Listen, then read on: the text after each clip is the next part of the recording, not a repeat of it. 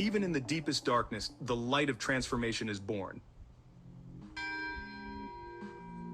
Good Friday carries a powerful spiritual meaning, one that goes far beyond the historical memory of the death of Jesus Christ. It is a divine invitation, a sacred moment to reflect on suffering, sacrifice, forgiveness, and the deep transformation of the soul.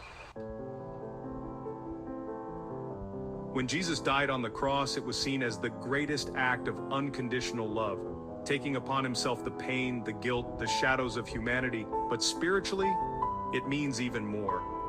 It teaches us that for redemption to happen, something inside of us must also die. Old patterns, resentments, attachments, limiting beliefs, they must be surrendered, so that the soul can be purified and rise again. The crucifixion is not just tragedy, it is transcendence. It marks the passage from pain to spiritual liberation. Through the suffering, Jesus shows us the only way out is through. We must walk through our fears. We must face our deepest shadows. Only then can we rise into higher consciousness, closer to the divine. And perhaps the most beautiful message of Good Friday is forgiveness. As Jesus hung on the cross, he said, "Father, forgive them, for they know not what they do." That is the essence of unconditional forgiveness. He forgave those who hurt him. And he taught us that true liberation only comes when we let go of the pain and free not only others, but ourselves. Forgiveness is the path to peace, the path to freedom. It breaks the chains of the past. The crucifixion is also marked by deep loneliness. Jesus was abandoned, betrayed, left to suffer alone. Spiritually, this reflects our own inner journey. Each of us must face parts of our path in solitude. We must meet our shadows. We must embrace our wounds. But in that loneliness, we are never truly alone.